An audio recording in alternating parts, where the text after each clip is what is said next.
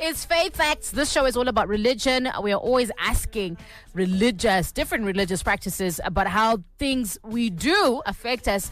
But more importantly, is trying to figure out the intersection where religion and culture meet.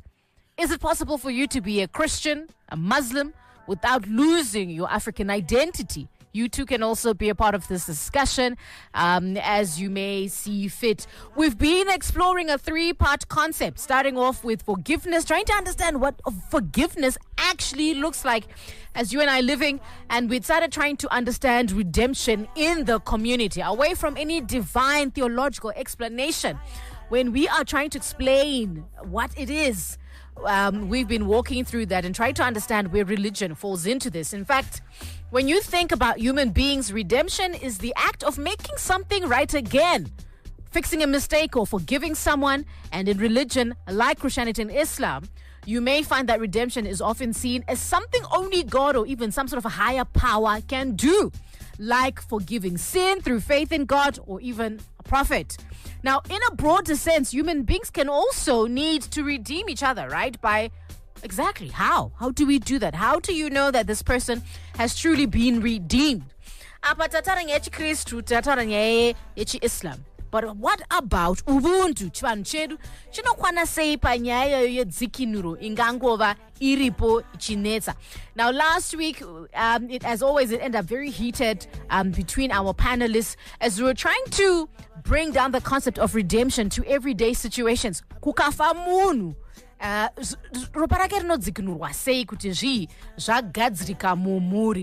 by the end of that discussion, much disagreement was happening.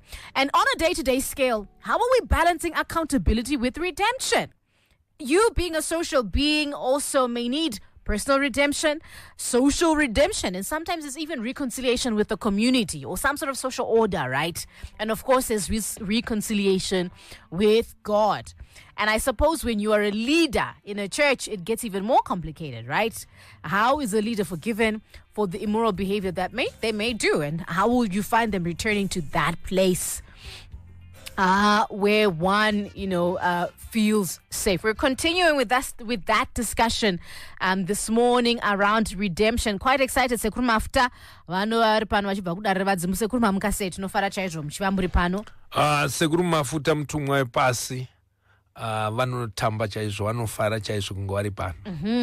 Tinofarazve nekuti Mufti vanova vari pano. Mufti is an Islamic scholar, very fluent in Arabic. He also joins us to give us a perspective clear of how Islam navigates the idea of redemption. Mufti, good morning and welcome. So excited as always for you to join these very interesting conversations.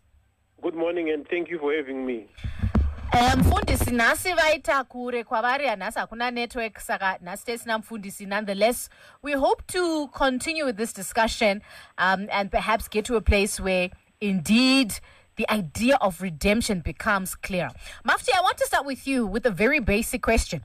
When you are looking at somebody who's made a mistake in a community, your community, and the stages perhaps of forgiveness have been fulfilled, what do the steps towards redemption look like for you as a Muslim, sorry, I want to say as an Islam scholar, but as a Muslim?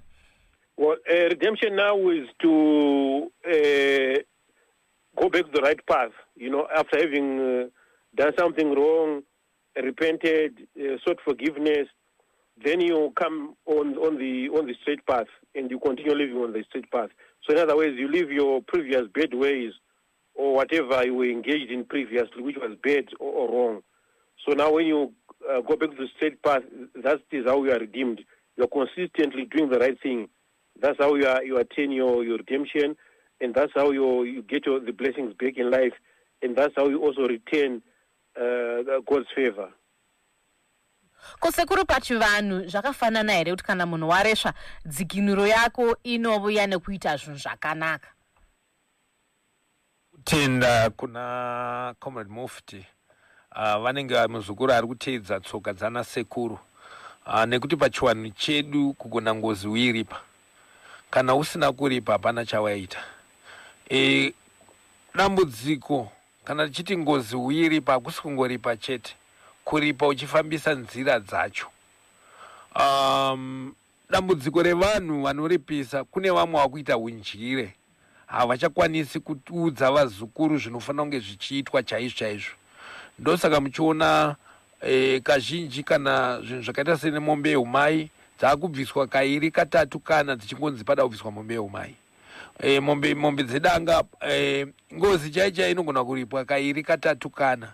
Panofanira kuti tiketa kutaura nhaurwa dzekuripa dzekugadziridza, panoita kutaura nenhaurwa yemhepo, yemufi, yemunhu akanganisirwa, nenhaurwa yetsika dzedu kuti zvinoitwa sei.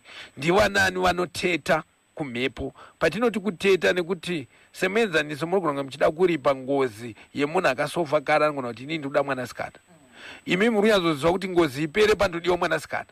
Asi nyika haitenderi kuti munhu aripwe nemwanasikana nekuti tingeta kumbomukidza upenyu hwake. Kwakutoda vanhu vanoteta kuenda kundotaura nemhepo iya kuti aiwa tazvinzwa kana inini ndaitodawo kuripwa nemwanasikana. Asi honaka nyika haichatenderi kuti ite izvozvo. Kana yoda kuripwa taura zvimwe, nekuti bodo chaichaiwo hapana nokuripa kana uchida mwanasikana nekuti hapana anokwanisa kuzviita munyika metigere.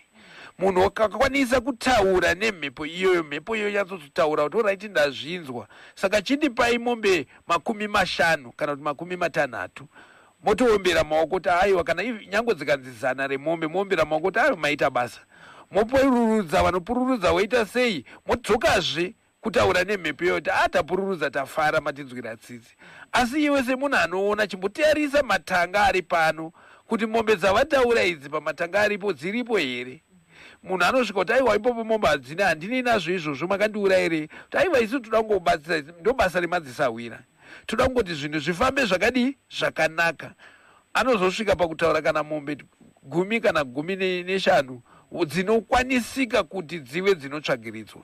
Saka vazhinji havasi kugona kuzopedzisa mabasa nekuda kwekuti wakaudzwa zvinenge zvichida munhu kana kuti mweya unenge wadzana, vanobva wati kwakudiwa zvemunhu uko, isi totogumira ikoko. Havazivi kuti kunotodiwa muchingezi anonzi spiritual negotiators, vanokwanisa kunegotiata nemunhu. Ndo zvimwe chete nevanhu munhu anenge atadzirwa. Angava nenge atadzirwa, munhu anotaura zvaanoda, asi kunodawo futi vanogona kundonegotiata vachipfawisa mwoyo wake, nekuti chikuru chekuti kana munhu akanga akanisirwa kuripirwa kuripirwa hakuna basa, chine basa kuti mwoyo wake wasunungurwa here. Saka pakusunungurwa kwemwoyo ndipo pane basa hombe, nekuti munogona kumupa makunun'unu emari, asi mwoyo wake achingoti ndakatadzirwa. Got you. Mufti, as you're listening in, one thing we've picked up over the last few weeks is that the idea of redemption, whether it's through salvation, whether it's through acts of like what Sekuru is narrating, where it becomes a collective involvement of people around you. It sounds as if the idea of redemption from a Christian point of view and also from a cultural point of view, from Ubuntu, it's essential to both the ideologies. It is a central doctrine to Christianity. In Islam, on the other hand, we kind of got the impression that it is not a doctrine as such, but it is a principle, it's a virtue that you may or which you do live by. So does this mean the idea of the processes of redemption may not necessarily be as important to Islam? No, the idea of redemption is important, and it also depends on the type of wrong we have done. Because that's the idea which Sekuru is expressing of payment, for them it's kind of compensation. But for us, when you kill somebody by mistake, for example, you are driving your car, then you hit somebody dies. It means you have to pay for that life. We call it blood money. So when you don't have it, your inheritors are going to pay that. So it's the price of 100 camels. So it can be quite steep in some countries. So your relatives, those who inherit you, will help you in paying. So it becomes a communal responsibility. In that these guys, they benefit from you when you die from your inheritance. So also when you incur financial obligation, they also help. So that is also part of the redemption process. You have to restitute. It's kind of restitution. And also, if you take somebody's property or you steal, you've got to return back that property. So you cannot say, look, I've taken someone's property wrongly and God has forgiven me. No, you have to return that thing or whatever right you've transgressed, you have to return it. And also, in cases where you have maligned somebody, you've spoken bad about somebody, you've got to redress that and seek forgiveness from that person. Look, I've maligned your name, I spoke bad like against you, can you forgive me? And then he forgives you, and then you do the process, you seek forgiveness from God, and then you are okay. But you have to sort out the rights of the people also. So in some instances, it's something which you do wrong between you and God. So if you don't pray, it's between you and God. So you seek forgiveness. But now when it involves the rights of people, for example, you are involved in maligning somebody, spreading false rumors, and so on, breaking off relations. So you have to seek forgiveness from those people. And even when, for example, you go in a gathering and you speak evil about somebody, false information, you have got to go to that same gathering and speak good about that person, right. Or even erase and say I was mistaken. One thing that's also becoming apparent about Islam, Mufti, from what you're saying, is that for you, the idea of redemption or the responsibility is twofold. It's the individual, but there's also a collective effort. That's what I've picked up from what you're describing in terms of your family also being involved. But now when you're sitting across Ubuntu, Uchiban Chedu, how do you think Islam's idea of sin or even being a flawed human being compared to the idea that Sekuru is describing, where the entire time it is always a collective effort? It's not just an individual's effort. You know, that differs now by situation, because as a human being, naturally you are born clean. So as human beings, we say in Islam, you say you are born without any sin or any fault upon you or any blame. So in Islam, we don't have this doctrine of the original sin is in Christianity, or maybe to say that you inherit somebody's wrong. No, you are born, you are a person, you don't have any sin, and now you start sinning when you reach the age of puberty, and when you reach that age, then you are responsible. And it's twofold, as you've indicated, that there are sins which are individual between you and God, and then there are sins which are communal. So it's not always communal or always involving the community, because there are things which you do yourself, and only yourself are responsible for that, because it transgressed God's right. So a human being doesn't have a say in God's rights. So it is God's right that I've got to pray to God. So a human being doesn't come in there. Mufti. Ndiri kunzwisa hangu matauriro amuri kuita, asi munenge muri kutenderera muchitaura nyaya dzayakango muchizvipikisa. Mataura kuti mimi pane chimwe chitadzo chekuti kana ukasaripa community ichazoripa, ende kana kuti iwo ukaenda vamwe vachazosara vachiripa. Kwakureva kuti vari kuripa kureva kuti pato nechitadzo kapa chakuti wakasaripa pane mhaka inenge iri mufamily, zvichireva kuti neazvarwa wacho achawanikwa aine mhaka yacho iyoyo. Zvokuzoti munhu anozvarwa akachena, hongu mungati akachena, asi pane mhaka dzerudzi dzedzinza dzinenge dzirimo. I do believe kuti even mukorani, if I'm not mistaken, ndakangonzwawo kuti zvinonzi you be cast up to a main generation. Ndinganyepe ndo ungandibatsire. Kana yaitwa case to 4 or 5 generation, zvatoreva kuti nevachazvarwa under that case mumwiri iyoyo vatori nechivi, vatori nemhaka, saka vanozonzi vakachena sei. Ndo mhaka tichiti isusu dai chinotondishambisa ndechekuti munyika muno mune vanhu vechiwanhu, mune makristu, mune mamuslim. Mitemo chacho yekuti haipara mhaka asungwa, family iwanikwe ichiripira kwaparirwa mhaka haupo. Unofanira kugadzirwa tive tiri clean munyika muno. Isu Sekuru hatina doctrine yekuti munhu anokeswa nezvitadzo zvemunhu, iyo iri kuBible. Isu mukorani rinoti munhu haatore zvitadzo zveumwe, nekuti kana mwana achinge azvarwa, sekuru vake kana baba vakaponda, uyo haana mhosva neizvozvo, haana mhosva nenyaya yekuti tomupa mhosva yekuti no, nekuti sekuru vakaponda kwando vakabasa akawane mhosva. Aiwa, asi tikungoti pane panenge patadzwa kana patadzwa unozobatsirwa moshando yako sekuti watsika munhu nemota iwe wauraya munhu asi hauchakwanisa kuti uripe ubhadhare upenyu pane waita nemistake kasi kana wauraya uchida waronga kuponda munhu then unourayiwawo i-death sentence asi kana waita nemistake watsika munhu weusingade waita nemistake unofanira kuripa asi dzimwe nguva homwe yako haizokwanisa asi une vanhu vekuti wokafa vanowana upfumi hwako saka nemhaka iyoyo nokuti vanozobhenefita wokafa uri mupenyu zvekare vanofanira kutora responsibility yekuti pafiwa pada kubhadharwa vobhadharawo asi zvinenge zvisinei nekuti tati dzinza rese ndo rasi vaita zvechi yangove responsibility ipapo yokugadzirisa zvinhu izvozvo pakurwisana nenhaurwa yezvitendero nemabhaibheri asi pachimuslim Old Testament inoshanda futi kumuslim.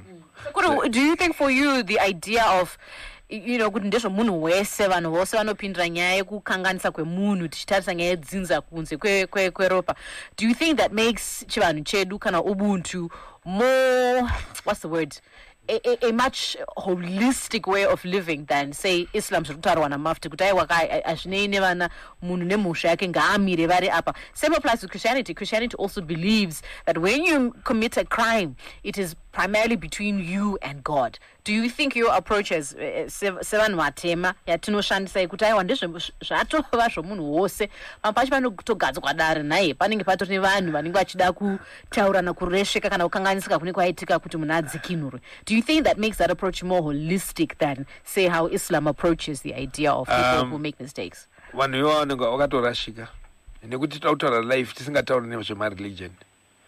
Pari nhasi tiri kudzinga basa panapa, tikakudzinga basa ka zvinoafekta mhuri yako, zvinoafekta kumba kwako nekuti mari yeunge uchihora pano inge ichiriritira mhuri, saka wanotoafektika. Kana dai wenge waine nzira dzekuuya kuzochemawo wachiti muri kuona ndiri kuendesawo chikoro nemari yepanapa, vaikwanisa kuuya. Saka kana wakanganisa vanokwanisa kuzodzororedzawo, kubatsiridza kudzororedza iwe kana wanzi uri kuchirenderera peri nebasa, kuti uite hunhu hwakanaka. Kana iri nhaurwa yekunonoka kumuka, kuti wadzingirwa nhaurwa yekunonoka kubasa, vanofanira kunge vachitobatsirawo kuti iwe paya takambomiririra nhaurwa yako ndeyekunonoka, chimuka ukurumidze kuenda. Ndosaka muchiona hatisati tautaura nezvokuti zvinotoafekta whether physically, spiritually, munhu akatokanganisa. Kana imimi mukawanikwa mazvarwa kumunhu ari kunzi pamusha pemhondi, kana ukada kutoti ewe pachingonzi pamhondi chete, pamusha pemhondi, saka panofanira kuita zvinhu onzi aiwa mazana havachaiti, panoda kugadziridza unhu. Isusu umuntu unhu, kuti unzi munhu umuntu hwako, tikutaura nezveumuntu panapa. Zvitendero zvakauya chedu isusu mararamo hachisi chitendero, people they call it chitendero ka, but wedu umuntu ndo unhu hwacho. Saka you cannot run away from umuntu. Kuzohwanda kunoitwa nezvimwe zvitendero, kuhwanda nechigunwe pamutomati, zvokuti hanzi tinozongoita collectively nokuti iwe unozodya pfuma yacho, hazvisiri izvo. Ngatibudirane pachokwadi nekuti ngozi ikauya ndomunga tese takambotenderana kuti ngozi chiriko chinhu chinonzi ngozi. But today, because tiri kutaura nezvenyaya yeredemption, wakutaura kuti hanzi munhu anozozvarwa akaika, saka ngozi inouya kunani? Kumuridzi. Kumuridzi hamboafektwi nengozi, vana vake nevazukuru ndo vanoafektwa nengozi. Kazhinji kana iri mhaka, kana munhu akaisa ruzhowa rokuti munhu iye anopenga ndiye anokwanisa kuafektwa nengozi, asi kazhinji kacho zvinopotera kuvazukuru nemudzinza. Mufti, when you are looking at this idea of redemption, is it possible for the person who is the offender, who needs to make things right again, go through the process of redemption, and yet the person they may have offended might still be in pain, might still harbor even feelings of anger, of bitterness? In other words, that person has not let go of the emotions they feel that have been inflicted by the person who is wrong, who needs the redemption. Yes, that happens, when you hurt somebody, it's a deeply emotional thing. But then that doesn't stop the process of redeeming the person. So, for example, let's say you say bad words against somebody, you malign somebody, you spread rumors, and you say this person is like this and that, and maybe as a result of that, the person may lose some benefits. For example, people can go on social media and say this guy did this and that, and the person may lose his job or her job or the contracts. And then later on, that person may come and say, look, I'm sorry, and so forth. And then this person will say, no, you hate me, I'm not forgiving you. But then between this person and God, if this person is sincere, this person can continue on the journey of redemption and set his ways right. And that person withholding of forgiveness will not stop his process of redemption. If there are any issues which are hanging, then on the day of judgment, then God will settle that issue. We sort it out. Who gets to decide how redemption works from Islam, especially if it's based on good deeds? Pane munhu anofamba here nechati yekuti nhasi aita zvakanaka 50, mangwana aita 45, therefore this person has actually been redeemed. Are there people's voices that are heard in the process? I'm trying to imagine if it's you, Mufti, you've committed something grievous that may revoke you for being recognized as a scholar, that may bring disrepute even to your family line. Kumabasa zvamamsheta zvokubasa kuya ndiani unozotaura kuti aiwa wadzikinuka waita waripa mhosva yake zvakakwana, ngachidzokera hake kubasa, chimudzosera iye adzokera hake pautungamiri, ane kodzero yekuramba ari pachinzvimbo chaanga ari paya. No, it's just to there isn't really a standard, but then usually what happens, a true believer, when a believer does wrong, then you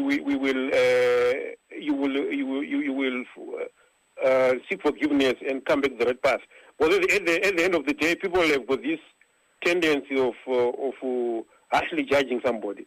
But when somebody does something wrong and it becomes maybe national news or it becomes known in society, everyone will talk and say this and that. But the same people, they are doing the same thing. So there's a kind of hypocrisy in society that whatever the rest of the population are doing, they will criticize somebody for it and even rejoice at the fall of somebody. But they themselves, they are doing it. It's only that they haven't been exposed. So I think, sorry? Yes, continue, Mufti. So I think when a person does wrong and is genuine in seeking redemption and forgiveness, then we should accept that person, because the person has got that propensity of erring and going wrong. So there is no need for pretending that people are perfect. But anyway, as we say, if someone is in a leadership position, the blameworthy is high. Let's say someone is a leader and then he does something which we wouldn't expect a leader to do, or a person in that position, then that the blameworthy is higher for a person who knows that this is wrong than a person who's maybe not in that position or not having that type of knowledge. Then, of course, the blameworthy is high. But in all cases, we have to leave the door for redemption open. So we don't have to say now you have done wrong and we've blacklisted you and we've crucified you forever and ever. You're out. No, because God Himself has left the door. Yeah. Because the first man, Adam, he ate, and then in the end he redeems himself, and he finished his life on the good side of God. Yeah. 10:35 on Capital 100.4 FM Harare Zabi tukutana nyaya yedzikinuro patinenge taresverana paya mukurarama kwedu zuva nezuva. What exactly does redemption look like? How do you know that you are to be put back to a place you were before you committed that thing? How do you fix things through redemption? And we are exploring the alternatives, looking at two diverging points to some extent, how Islam believes redemption looks like, and what also from an African point of view, our traditional, our cultural point of view, how redemption works. Ndingechida kuti kazhinji zvenge zvitaura na Mufti kuti munhu anokwanisa kuzvidzikunura ari ega kuenda kutaura kuti ndakakutadzira. Toda kuti aubatsira mhuri yeZimbabwe. Kana waresvera munhu akadzimbikana ukaenda uchandokonzeredza kuti paite dziwo, unotoda kutopoterawo. Ndosaka muchiona chivanhu chedu chine matete, chinana mbuya, vanhu vokupotera kuti izvi zvandaitira munhu izvi ndazvinzwisisa. wanatete wonyatsotarisa kuti woongorora kuti zvauri kuda kuti kuita ndizvozvo here, wochitaura kuti sakana zvadaro takuunganidza dare, hatisi kuda kutaura dare remahumbwe, dare revanhu vari machuwa wanokwanisa kuti munhu uyu for lucky sawira wake ndiani, sawira wake ndiSusan. Saka kuti nyaya ifambe zvakanaka Susan anofanira kunge aripo, anokwanisa kudzora for lucky ndiani, sekuru wake vanogona kumudzora, anofanira kunge varipo. Iwoya vamwe yotaurwa, hatifukiri hapwa kuti zvakazoitika zviya pane chakati chakazoitika, asi nyika ngaione inini nafor lucky tinge tisisikawirirani taakufamba pamwe chete. Vanhu ndio vanozoti ko zvakaita se mheno ikoko vanhu vosiyana nazvo. Zvino nyika inobva yada kuti munhu anoda kuti ndoda kuti sekuru Mafuta vazikana nenyika yese kuti vakazenge vatuka for lucky. Bodo hazvisiri izvo. And hatidi kuzoti sekuru Mafuta wodzokororazve. Munoziva sei muchigara mudunhu kana munharaunda menyu sekuru kuti munhu shuwa wakakanganisa akuzviziva kuti wakaresva zvikuru, unorarama nekunyorovera kwemunhu akuzviziva kuti I made a big mistake? How do we measure someone's sense of I've made a mistake, I want to be able to fix things? Tozvivona sei? Ndiani unomupimo wacho kuti aiwa uya akuda dzikinurosho? Mupimo unotanga kubva munharaunda, nekuti mararamire munoita neunhu hwenyu hunokuudzai kuti uya kuda dzikinuro, nekuti chimwe chamunoti imi chinoda dzikinuro munharaunda menyu, kune imwe nharaunda hachidi dzikinuro, unenge chitongonzi zvakanaka. Saka tiri kutaura nezvenharaunda, ndiri kupa muenzaniso wekuti kwedu kumusha tikaona ngochani zvichinzi murume nemurume wakurorana, tinoti ngawatagwe nemabwe kana kutoti wadzingwe munharaunda. Asi tikaenda kuZululand, kuSouth Africa, vanenge vachitoti aiwa zvakatonaka, vachitopembera. Saka tiri kuti mwere wekuti chinhu ichi chakanaka kana kuti chakaipa zvinoenderana nenharaunda nenyika youri. Kutadzirana kunoenderana nenharaunda nenyika youri, nekuti kumwe kunyika ukatorerwa chinhu ukasaona kuti chitori nani hauna kuuraya chitopururudza. Asi kuno tinoti aiwa izvozvo hazviiti.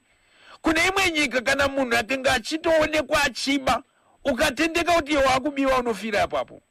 Kuno tinogona kutozviita. Saka nharaunda yeuri nevanhu vaunowakidzana navo nevanhu vaunofambidzana navo ndivo vanoziva, asi tisingakangani kuti pane zvimwe zvinhu zvamunongoti ichi hachisi chivi, asi mumwoyo uchinatsoziva kuti ichi chivi. Uchinatsoziva kuti ichi chivi, nyangwe vanhu vachitendera, kune zvinhu zvinotozikanwa nemunhu wose.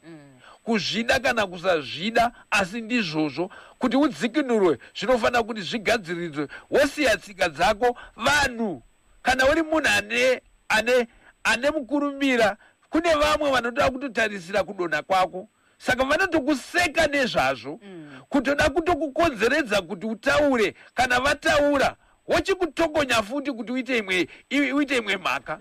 Saka zvinoda kuti uzvidzore. Zvinoshanda here sekuru zviri kutaurwa naMufti zvekuti kazhinji maitiro ako anenge achiita ndo anowanzounza dzikinuro yako, anobetsera kuti tisvike pekuti shuwa wakanga wakaresva akudzokera mugwara, nekuti pachiIslam vari kuti iwo munamato kuti zvakanaka ndo zvinhu zvinokudzorera paya towards purity that they believe. Zvoshanda here izvo?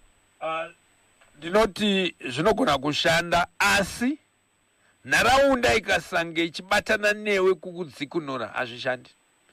Nekuti nharaunda ikatanga kukuseka kana kukusema kuti iwe unoda kudzoka muvanhu woti imhombwe ngaibve pano, kutotaura nemunhu wonzi iwe uri kuita ipapo, hauziiti imhombwe here, unobatwa ipapo. Zvinhu izvozvo ndizvo zvinozoita kuti munhu ati ngandigare ndega, akuenda uko. Saka ndosaka muchiona isusu tichiti pakaitwa dare dare vanenge vari vakuru vanodzidzisa mwana mhuri dzese kuti kana zvanzvari wana vatoziva taenda kudare kwakati akobviwa kwaiwa zva kwakafamba achatsoripenda ataura akumbira kuti tichaona nemabasa anenge achiita. Vanhu vanotanga kumugamuchira, vamwe havasi vose vanokurumidza kugamuchira nekuti dzimwe itsvikukuiri. Saka unonzi munotarisirawo nechekure wacha afirwa hatarisi kumeso. Anozvagwa nechivi here sekuru kana kuti anozvagwawo sezvinoita kuchiislam kuti munhu ozvagwa wakachena usina mhosva? Uchizvarwa musakangane kuti unotangira kutakura mhaka dzerudzi uchiri mudumbu mamai wako. Saka paunozosvika pakuzvarwa unotenga watoo munhu, nekuti munhu anopoterwa chacho anotanga kutozikanwa kuti ane mudzimu, kunzi mimba yemuchatakura imimi ichange ine mudzimu, kana kuti munhu yanenge ari basa rekuti.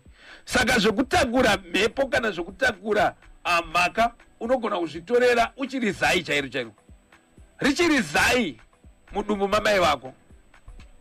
Nekuti ini ndogona kutoti munhu achifamba ndototaura kuti mwana achazvarwa apa munhu aine mimba, anenge ari mukomana, aine mabasa akati, asi mumubatsirewo kune nhaurwa dzakatarisana naye dzengozi, ndokwanisa kuzviona izvozvo.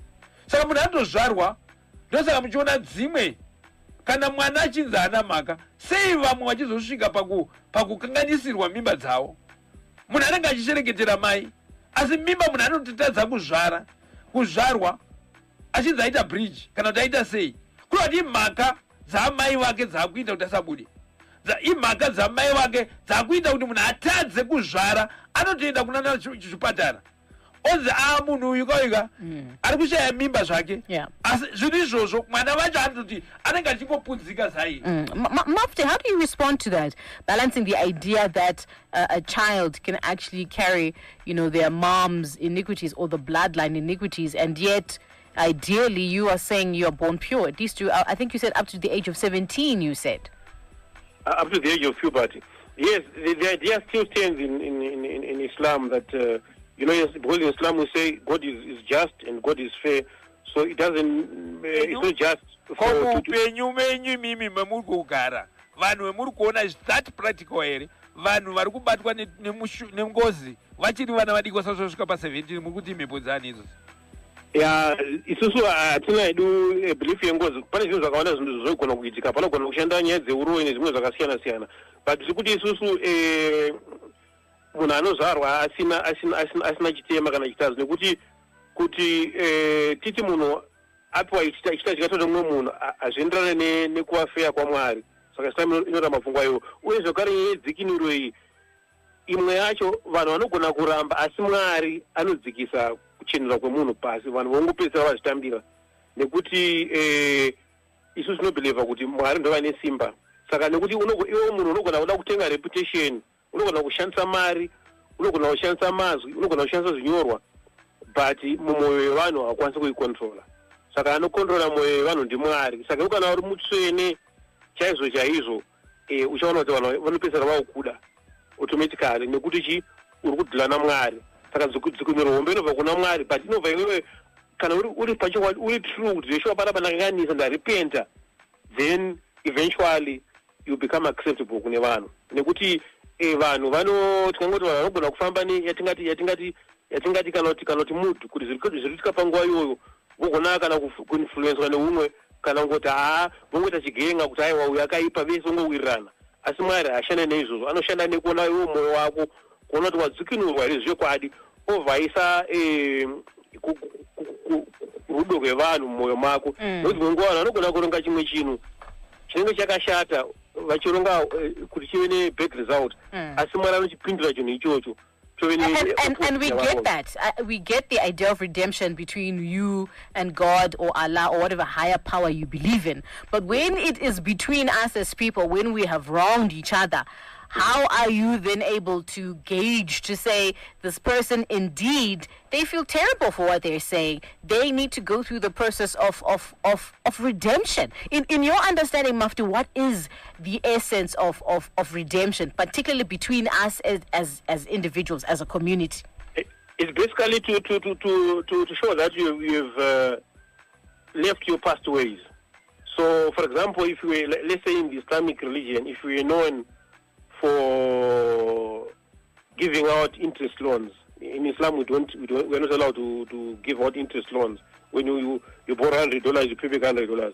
So if you are known as a person who deals in interest, and it is known all over the Islamic world community, and then you reach a point where you decide that no, this is not the right way of earning wealth. So it means now you stop. You stop dealing in interest. And then everyone will now base on what you have shown outwardly. So we base on what we see outwardly, because we cannot see the hearts of people and what is internal and what is in their souls. So we judge people based on their outward behavior, their apparent behavior. So there should be a change in that behavior. And when there's a change in that behavior from the former state to a current state, then you say, yes, this person is redeemed and he is readmitted or acceptable back in community. And we really you may have some weaknesses which we don't know. And on Islam, we also work on this principle of advising and correcting each other.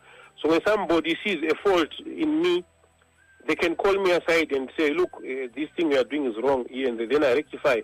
The same way if I see somebody, I rectify. So in Islam, we believe in advising people rather than backbiting. But what some people do, when they see something wrong in somebody, they don't tell that person. They go to the other people and then they spread that thing. It becomes backbiting, and that backbiting doesn't rectify that fault.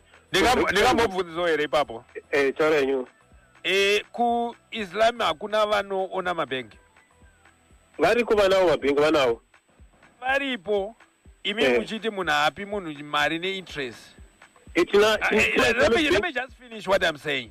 Right, kureva kuti pane kakudzvanyirana kari kakawanda. Nekuti kuti azosvika aite bhindauko rekuti akuona bhengi ka achipa vamwe mari yezvikwereti, asi ini ndichangotanga handikwanisi kuti nditodzoserawo kana kuti zvadai ukandipawo mbudzi dzavo ndikakupa mbudzi yangu ukarera unondipawo yakadai. Saka ndoda kungozama kuti pane imwe inonzi folly. Maya zvakanaka nimwisekuru, rega ndikupindurei. Isusu kuislam tine inonzi Islamic banking.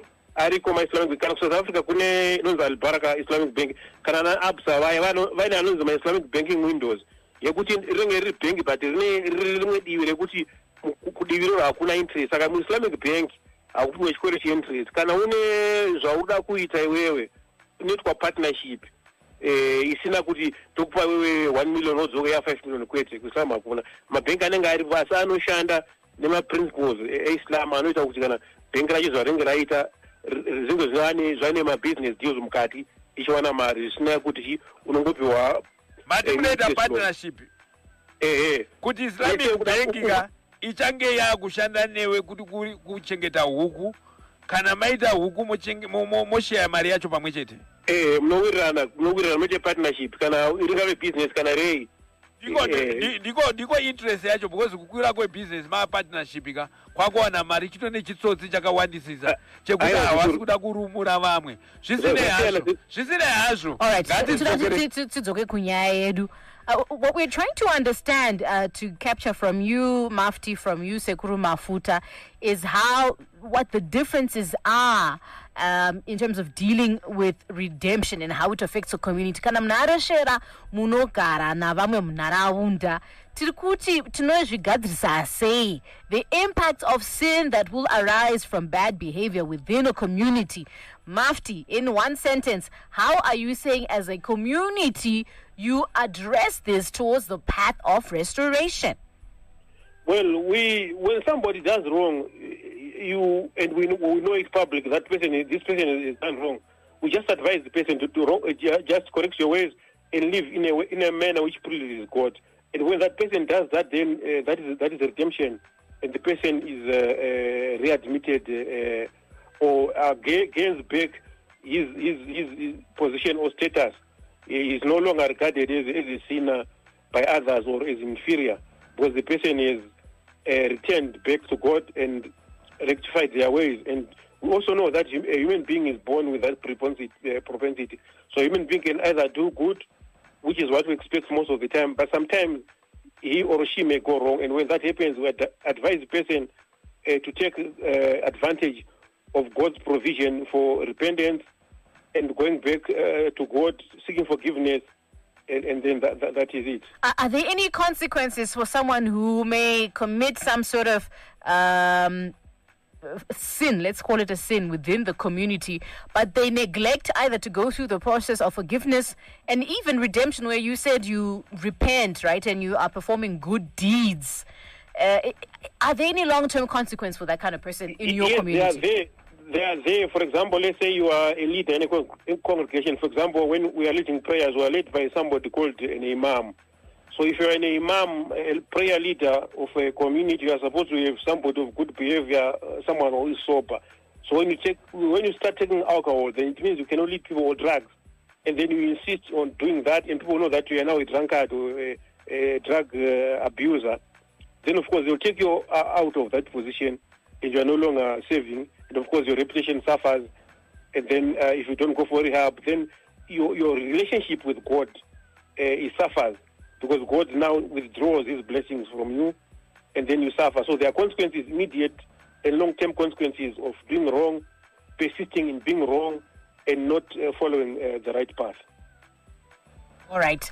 And so in the event that there has been an offense, right, in the community, how does this affect the idea of social justice within a Islamic community? Ndofunga last week takupedza makamanga vakutaura nyaya yamaita semukuwirana sekuru nyaya yekuti pamapota mubhadharo nei. So paresvegwa ipapo, how is Islam working towards redemption, and also how does it bring the idea of redemption and the social justice aspect when you've killed someone, for example, or have become disabled in an accident that you've caused?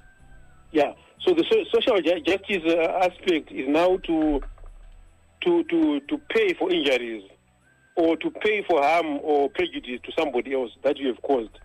So if you've caused harm to property, for example, you are driving your car, you hit somebody's juror, you cannot just say sorry, and then that's the end of the story. You have to repair that. Or you hit somebody's car, you are wrong, you didn't look, you have to sort that out, and whatever wrong you have done, you have to sort that out. So that is the social justice aspect.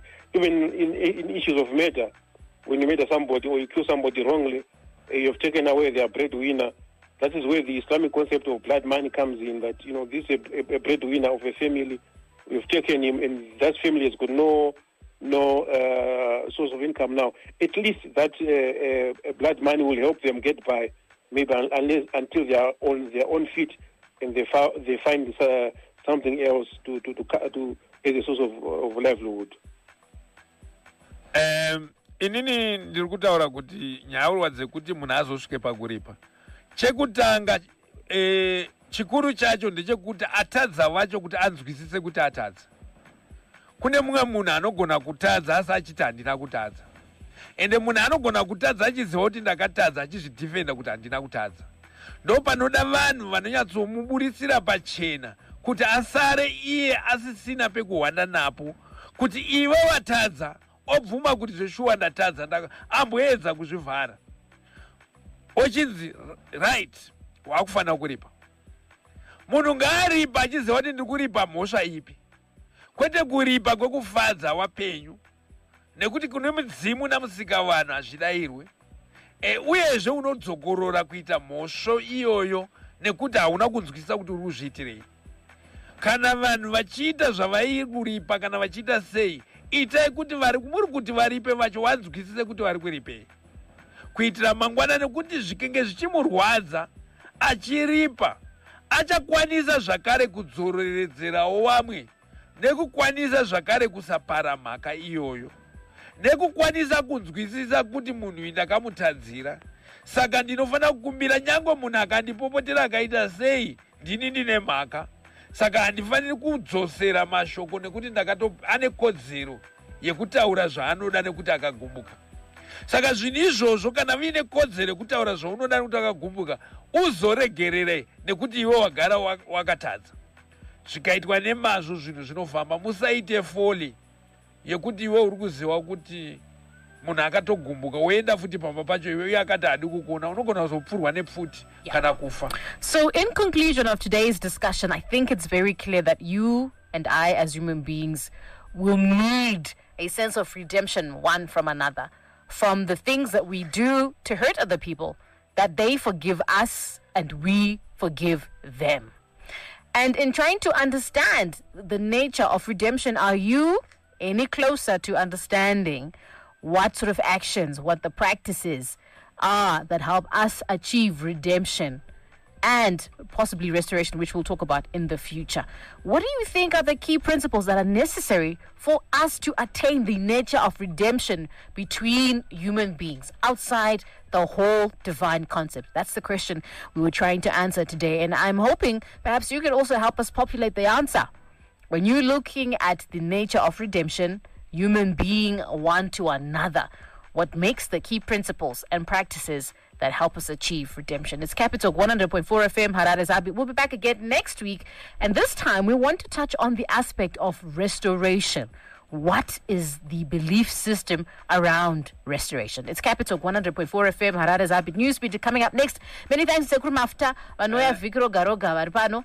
Aiwa, tinopa kutenda ndichiti wedwe kana madzidza chizhinji hachisi kwekuteerera monakidzwa kuti musapane mhaka, muzive tsika dzenyu, sarudzo ndeyenyu. Mapoka akasiyana siyana, une kodzero yekusarudza paunoda nekufamba nenzira dzaunoda. And to you, Mufti, we always appreciate you for shedding some light and insights into how the Islam lifestyle and belief system is structured. Thank you for having me. Coming up next is news at 11, then we're getting into Boulevard.